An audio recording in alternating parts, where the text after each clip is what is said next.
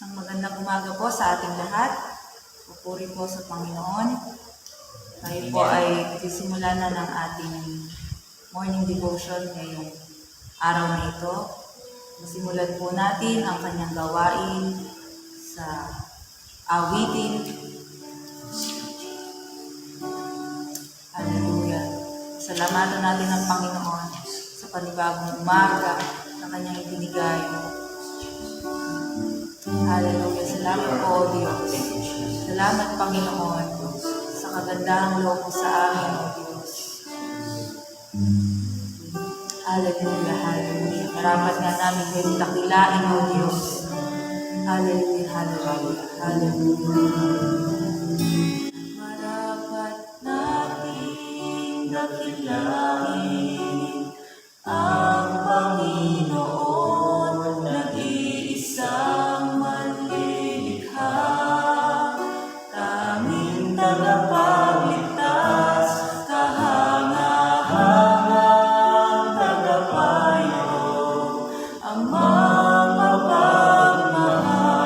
siya'y puglihan, pag-asa ng lahat. Minsan pa marapat natin dakilain ang Panginoon, nag-iisang manlilikha, tanging tagapagligtas, kahangahangang tagapayo, ang mapagmahal, siya'y puglihan, pag-asa ng lahat. Lahat ng buhok, lahat ng buhok sa Kanya ay sasamba.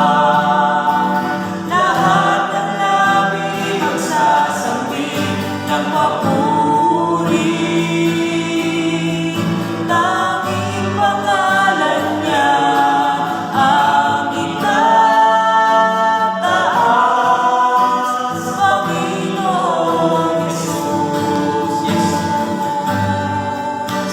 Panginoon ang lahat, marapat nating dakilain, marapat nating dakilain ang Panginoon, nag-iisang manlilikha, tanging tagapagligtas, kahangahangang tagapayo, ang mapagmahal, siya'y puglihan, pag-asa ng lahat. Lahat ng buhok, lahat ng buhok sa Kanya ay sasamba.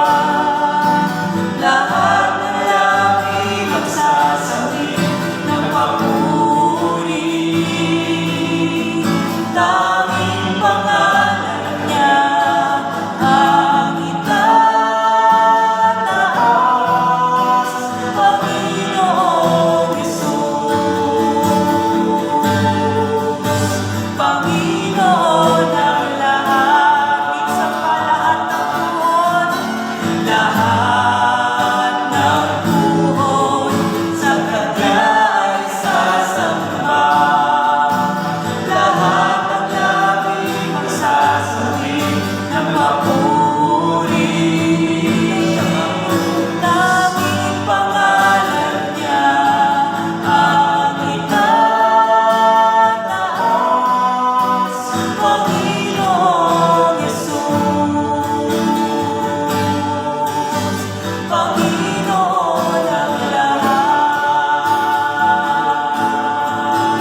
Lahat ng puso sa Kanya ay sasamba. Lahat ng labi magsasambit ng papuri. Tanging pangalan niya ang itataas, Panginoong Jesus. Panginoon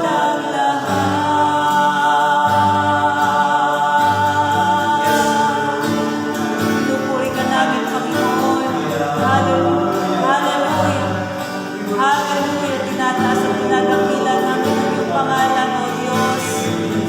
O purihin ka, Panginoon. Hallelujah.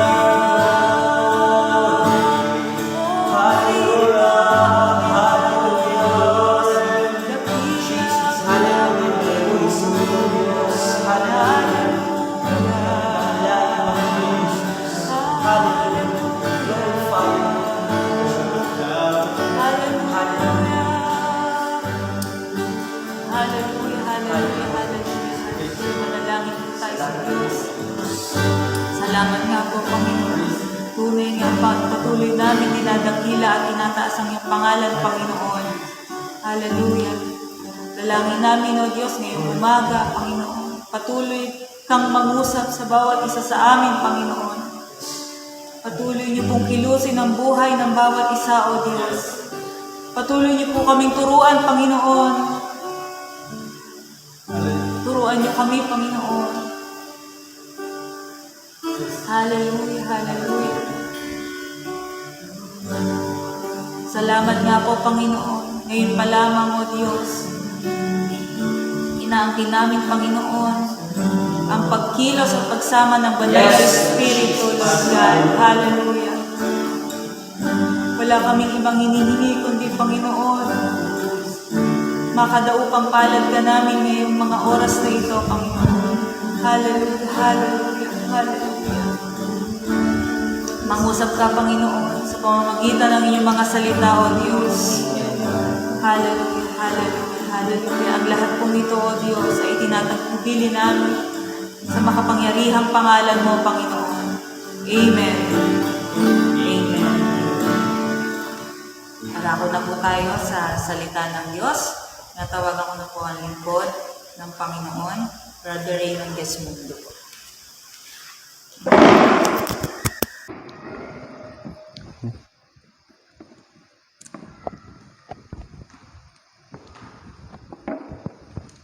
Amen. Purihin po ang Panginoon.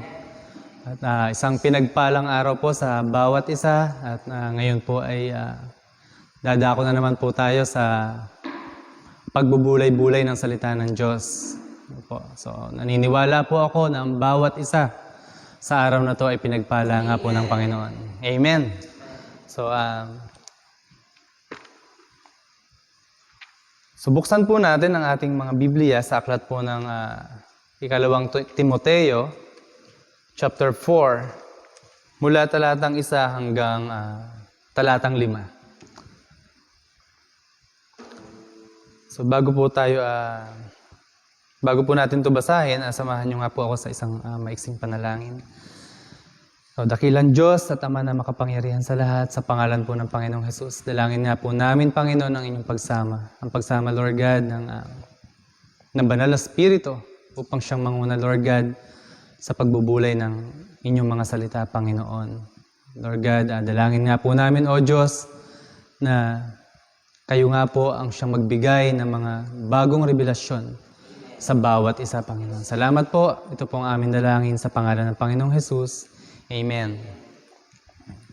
So, akin pong babasahin sa aklat po ng Timoteo, Ikalawang Timoteo, Kabanatang 4, mula talatang 1 hanggang 5. Sa harap ng Diyos at ni Kristo Jesus, nahahatol sa mga buhay at sa mga patay, alang-alang sa kanyang pagdating bilang hari, inaatasan kita. Ipangaral mo ang salita ng Diyos, pagsikapan mong gawin iyan, napapanahon man o hindi. Himukin mo at pagsabihan ang mga tao at palakasin ang kanilang loob sa pamamagitan ng matyagang pagtuturo. Sa verse 3, sapagkat darating ang panahong hindi na sila makikinig sa wastong katuruan. Sa halip, susundin nila ang kanilang hilig, maghahanap sila ng mga tagapagturo na walang ituturo, kundi ang ibig lamang nilang marinig. Hindi na sila makikinig sa katotohanan, sa halip ay ibabaling ang kanilang pansin sa mga katahang isip. Sa talatang 5, ngunit ikaw, maging mahinahon ka sa lahat ng oras. Magtiis ka sa panahon ng kahirapan. Gampanan mo ang tungkulin ng isang mangangaral ng magandang balita at tuparin mo ng lubos ang iyong paglilingkod. So purihin po ang Panginoon sa pagkabasa ng kanyang mga salita. At dito po mapapansin natin sa talatang 1 hanggang 2 ay inatasan po ni Apostol Pablo si Timoteo na ipangaral ang mabuting balita o ang salita ng Diyos na papanahon man o hindi. So bakit? Unang-una, ito yung utos ng Panginoon. Di ba doon sa aklat ng Mangangaral, chapter 12, nabanggit doon sa mga huling talata na ang buong katungkulan ng tao ay matakot sa Diyos at sundin ang kanyang mga utos. Even ang Panginoong Jesus, nung bago siya umakyat sa langit, sa Matthew chapter 28, from verses 19 hanggang 20, ay sinabi doon ng Panginoong Jesus na humayo at gawing alagad ang lahat ng bansa. At turuan sila na sumunod sa mga ipinag-uutos ng Panginoong Jesus. At habang sumusunod, sabi ng Panginoon, at kasama natin ang Panginoon hanggang sa dulo ng daigdig. So kasama natin ang Panginoon while we are serving the Lord. At lalo na sa pangangaral ng mabuting balita ng kaligtasan. At ayun yung unang dahilan talaga. But dito may nabanggit na dahilan si Apostol Pablo kay Timoteo, sa sulat niya kay Timoteo, kung bakit kailangan niyang ipangaral ang salita ng Diyos, napapanahon man o hindi. At ating basahin sa verse 3. Sabi dito, sapagkat darating ang panahong hindi na sila makikinig sa wastong katuruan, sa halip susundin nila ang kanilang mga hilig. Maghahanap sila ng mga tagapagturo na walang ituturo, kundi ang ibig lamang nilang marinig. Hindi na sila makikinig sa katotohanan, sa halip ay ibabaling ang kanilang pansin sa mga katang-isip. So, which is matagal na actually na nangyayari to, but yun nga, syempre matagal na rin ang masulat ito, di ba? At yun nga ang dahilan. Sabi, darating ang panahon, hindi na sila makikinig dun sa mabuting aral. Hindi tayo dapat matakot na ibahagi yung katotohanan. Amen ba? So, amen. Sapagkat, bakit tayo hindi dapat matakot? Sapagkat kung ginagawa natin ang bagay na to dahil mahal natin ang Panginoon at dahil mahal natin yung mga kaluluwa at alam natin na kapag hindi na nila nalaman ang katotohanan, ay pupunta doon sila sa impyerno. So, hindi tayo dapat matakot. Kundi dapat mahagbag pa nga tayo doon sa mga kaluluwa na yun. Amen. At tawag dito, at isa pa, kung ganun yung motibo natin, naniniwala ako na mayroong kapangyarihan na sumasama natin. At yun nga yung pangako ng Panginoon. Diba? Sasaatin siya hanggang sa dulo ng sanlibutan. Basahin nga natin. Sa Mateo chapter 28, verse 20. 20. Mateo chapter 28, 20. Okay. Sabi dito sa Mateo chapter 28, verse 20. Sige, simulan ko na sa 19. Kaya't humayo kayo, gawin ninyong alagad ko ang mga tao sa lahat ng mga bansa. Bautismuhan ninyo sila sa pangalan ng Ama at ng Anak at ng Espiritu Santo. Turuan nyo silang sumunod sa lahat ng iniutos ko sa inyo. Tandaan ninyo, ako'y laging kasama ninyo hanggang sa katapusan ng panahon. So, hindi tayo dapat matakot. Actually, kapag nga humayo tayo, pinangaral natin ang mabuting balita ng kaligtasan, ang Panginoon gumagawa pa nga ng mga himala, ng mga kamanghamanghang bagay. Amen po. At so patuloy po tayo doon sa Timoteo, 2 Timoteo chapter 4. Sinabi dito na darating ang panahong hindi na sila makikinig sa wastong katuruan. Sa halip susundin nila ang kanilang mga hilig. So minsan kung sa mga di mananampalataya is which minsan parang gusto natin silang i-please no? Para lang maakit natin sila. Pero hindi yun yung dapat Pero minsan nangyayari din to sa iglesia. Sa iglesia ng Panginoon, doon sa kalipunan ng mga mananampalataya. Ay, si pastor naman. Pinatamaan na naman ako. Di ba? Sabi, kanina naman kaya nito narinig yung tungkol sa akin. So, pero which is dapat ang maging kaisipan natin ng mga nakikinig, maging kaisipan natin ng mga nakikinig is ganito. maging thankful tayo sa Panginoon. Bakit?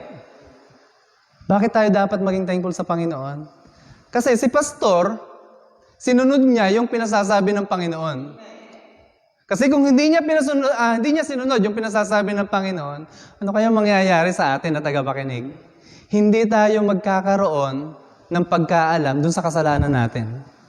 Akala nga natin, okay pa yung buhay natin, buhay Kristiyano natin, di ba? Akala nga natin, nakatayo pa tayo, yung pala, nakalugmok na. Pero dahil sinunod ng pastor, sinunod ng tagapangaral, yung pinasasabi ng Panginoon, at ito'y matapang niyang sinabi,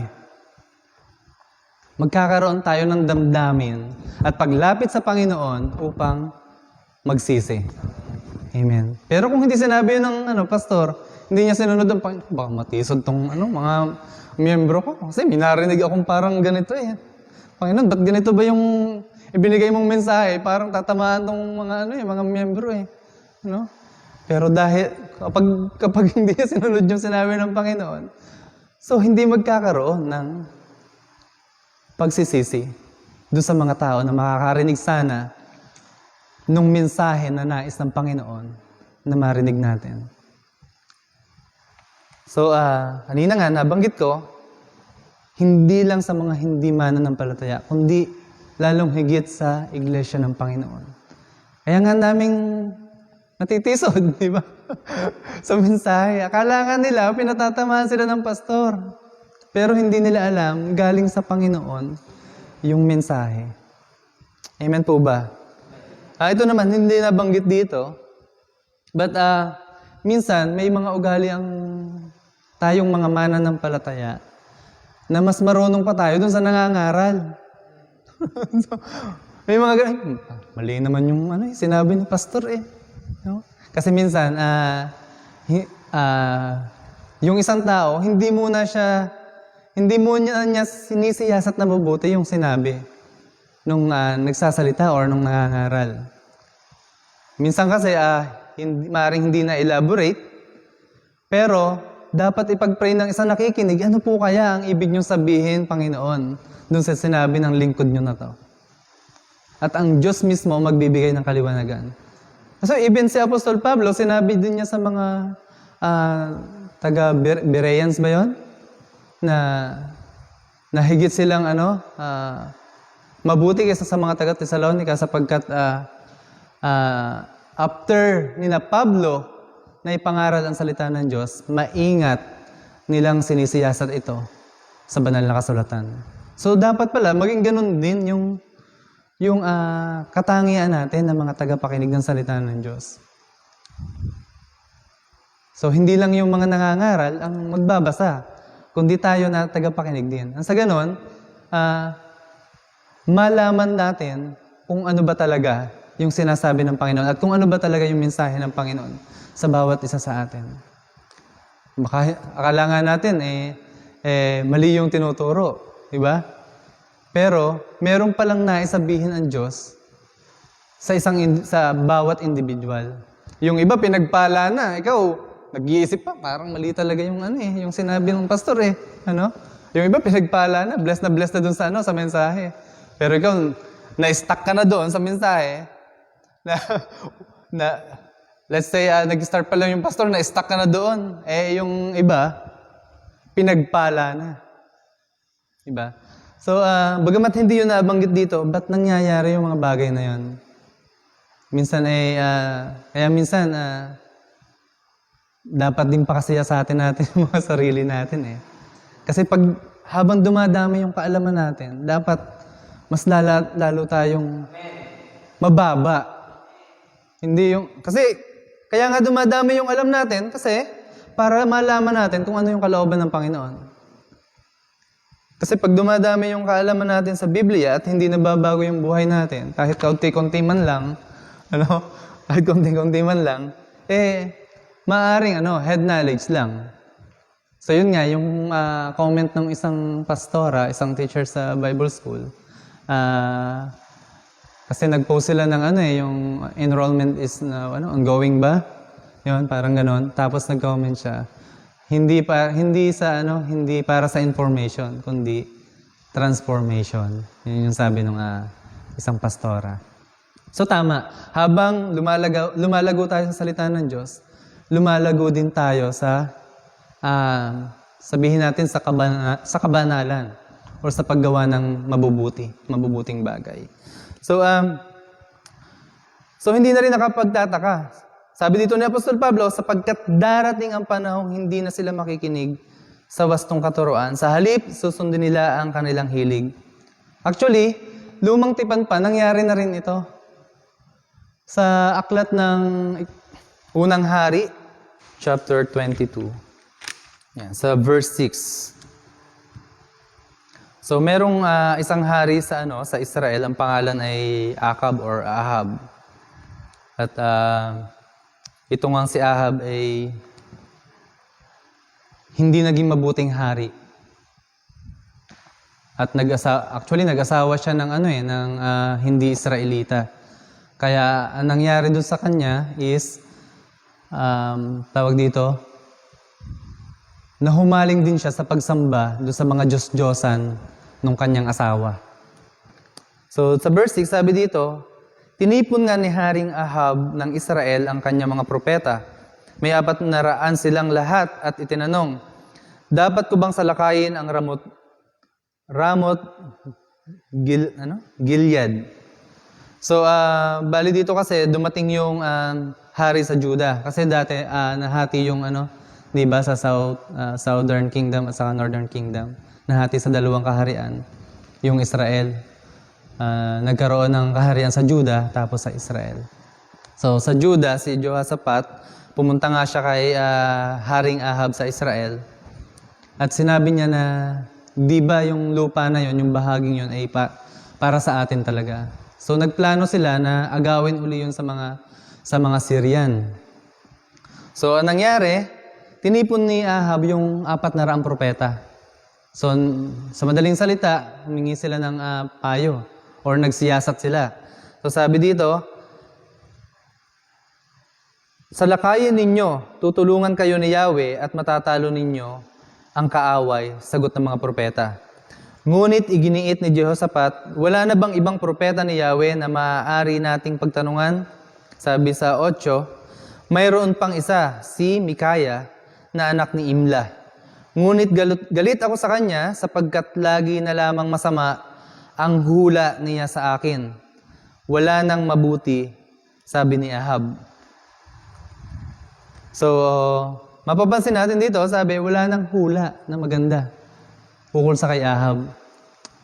Kung mabuti kaya ang ginagawa ni Ahab, may masama kayang hula na sasabihin sa kanya? So, alam naman natin yung nangyari kay David, di ba? Natukso siya kay Bathsheba. At para mapagtakpan yung ginawa niyang kamalian, yung asawa niya pinadala sa digmaan, di ba? Para mapatay doon. Inilagay doon siya sa harapan ng mga hukbo.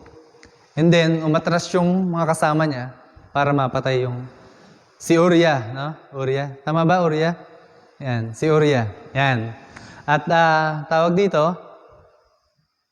yung bagay na yon, pagtakpan niya sa paningin ng tao, pero sa paningin ng Panginoon, hindi. Di ba? So, sinugo ng Panginoon si Nathan, na propeta rin. So, dahil may ginawang mali si David, natural, yung mensahe na sasabihin ng Panginoon sa pamamagitan ng propeta ay hindi rin mabuting bagay. So, ganun yung nangyari kay Ahab. Anong hinahanap niya na mabuting hula na sasabihin sa kanya ng propeta? Ay ganung lumakad siya sa kasamaan. So, pinilit nung si Jehoshaphat, pagpatuloy natin, huwag kang magsalita ng ganyan, kapatid kong hari. Tutol ni Jehoshaphat. Ipinatawag ng hari ng Israel ang isa niyang opisyal at inutusan, dalhin ninyo kaagad dito si Mikaya na anak ni Imla. So, sa madaling salita, dinala si Mikaya doon. So, mag-skip na tayo.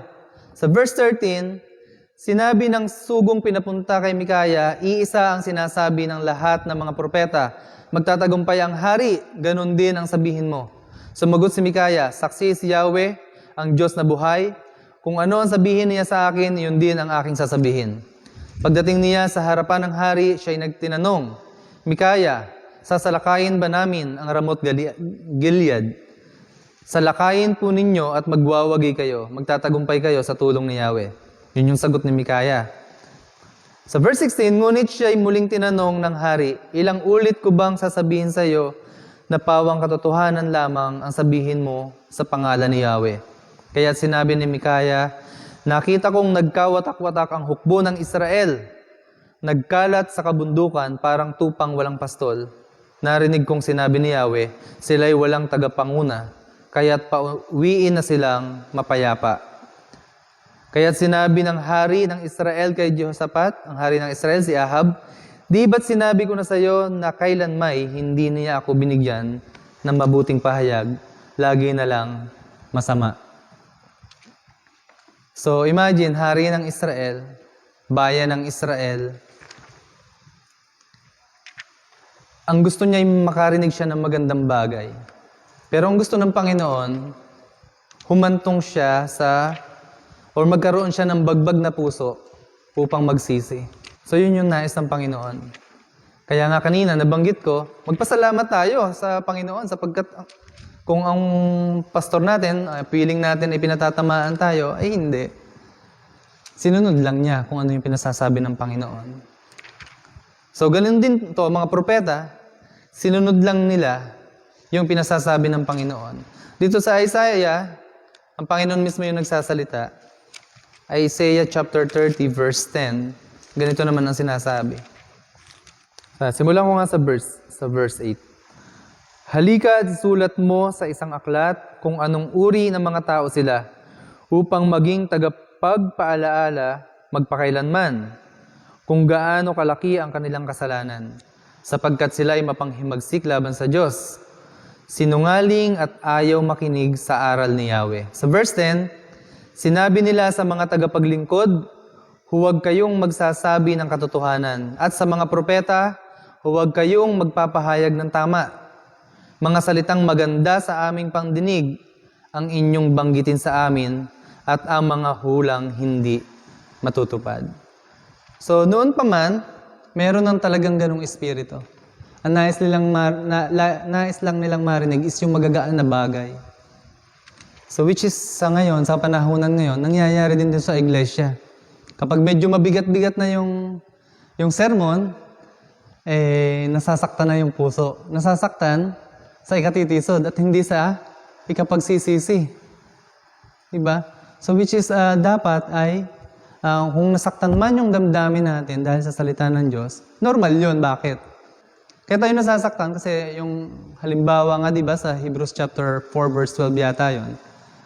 Ang salita ng Diyos ay gaya ng tabak na magkabilay talim. Diba? Na tumatago sa mga hugpungan ng kaluluwa at espiritu. Sa mga kasukasuan, at saka yung marrow ng buto. Diba? Yan. Kaya masakit talaga. So at the same time, ang salita ng Diyos ay gaya din ng salamin. So kapag napapakinig natin itong salita ng Diyos, nasasalamin natin ang ating sarili. Diba? Kahit naman walang nangangaral Kung magbabasa ang lahat ng salita ng Diyos, sigurado ako, matatamaan tayo. Diba? Hindi nga natin alam, diba? Maaari nga yung mga tawag dito, nangangaral ng salita ng Diyos. Hindi naman siguro sa lahat ng pagkakataon. Pero may mga pagkakataon na yung mensahe ng Diyos ay unang-una ay para doon sa nangangaral. So bago pa masaktan yung miyembro, bago pa masaktan yung mga tagapakinig, ang una na nasaktan ay yung pastor doon sa mensahe ng Panginoon. Pero hindi dapat iuro nga ng lingkod ng Panginoon yung mga mensahe na binigay ng Diyos. Sapagkat yun ay sa ikatututo ng bawat isa, sa ikalalago ng bawat isa. Amen? Okay, balik tayo sa 2 Timoteo, chapter 4. Sa una, napag-usapan natin is tungkol dun sa mga tagapakinig. Lahat naman tayo tagapakinig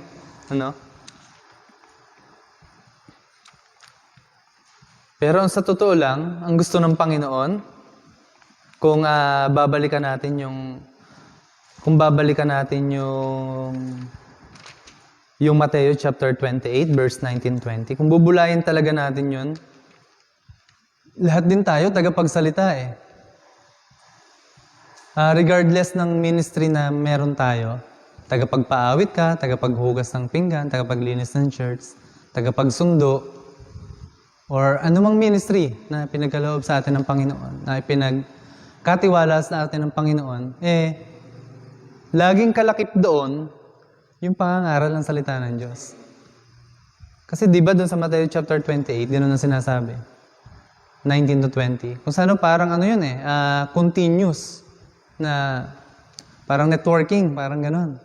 Kapag itinuro ko sa'yo, ituturo mo sa iba, tapos yung pinagturuan mo, ituturo din sa iba. So, tuloy-tuloy, pasa-pasa.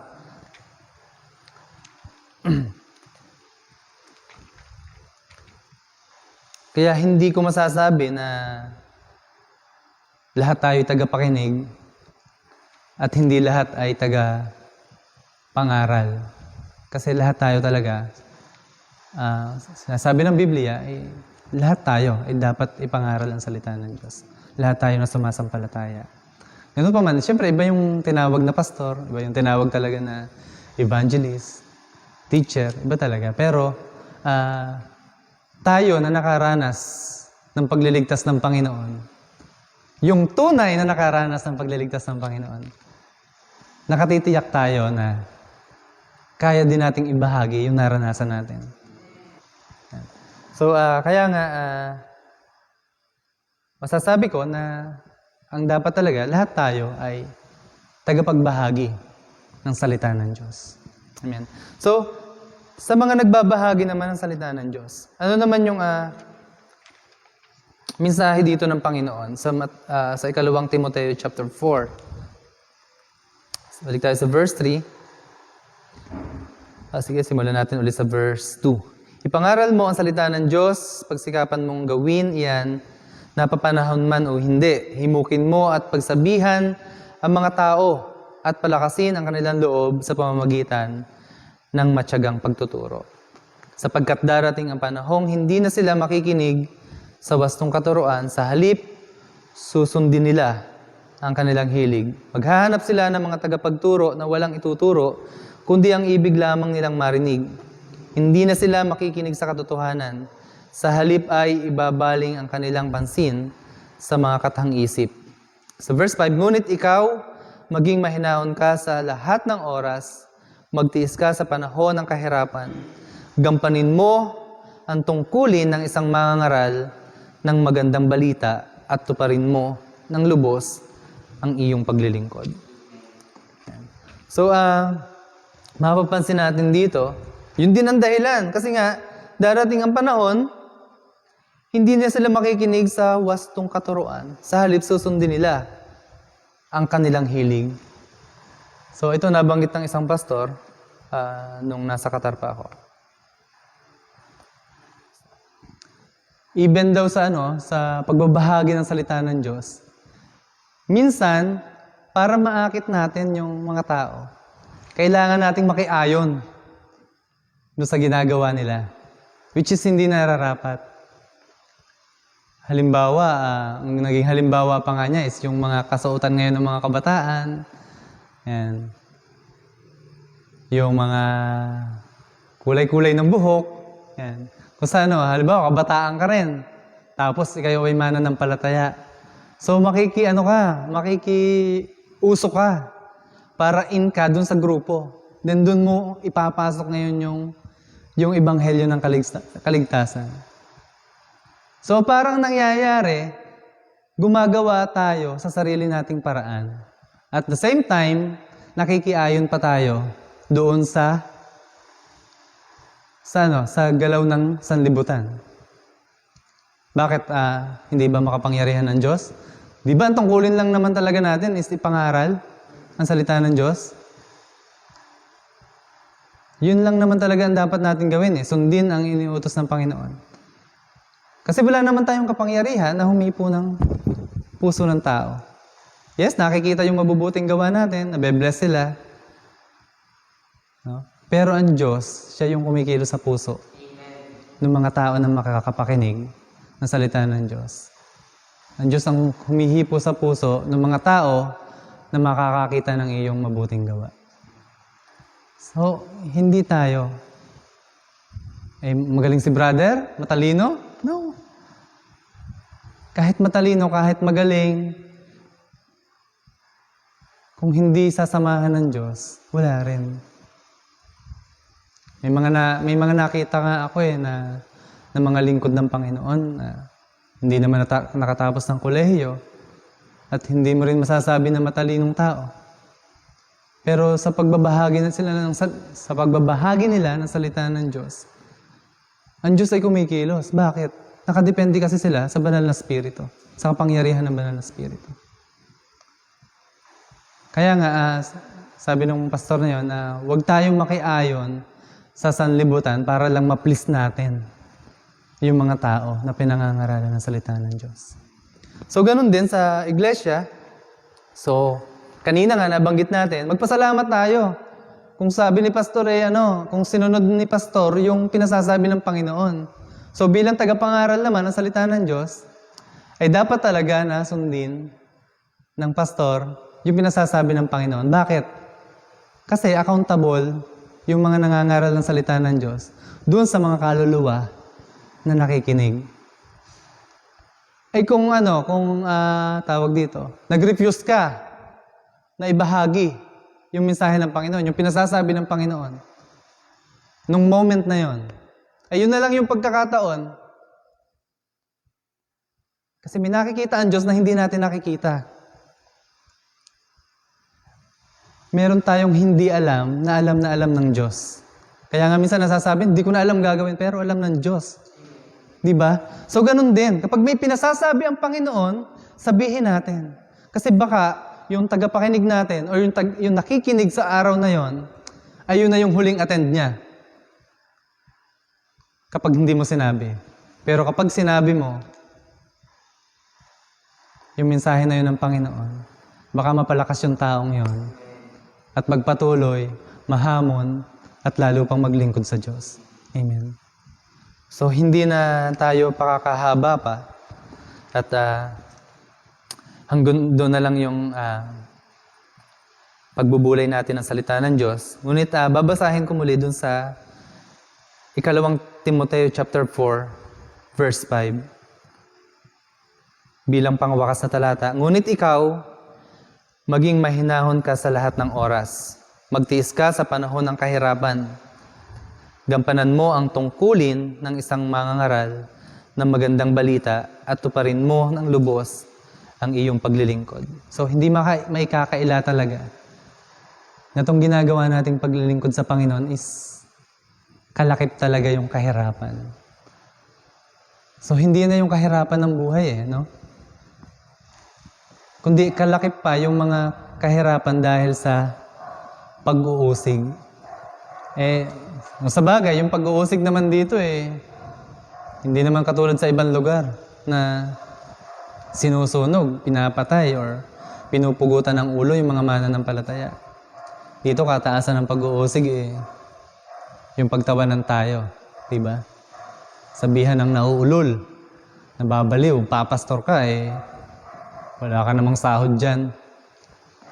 Imagine nga naman, yung iba, engineer, di ba? Ganda ng trabaho.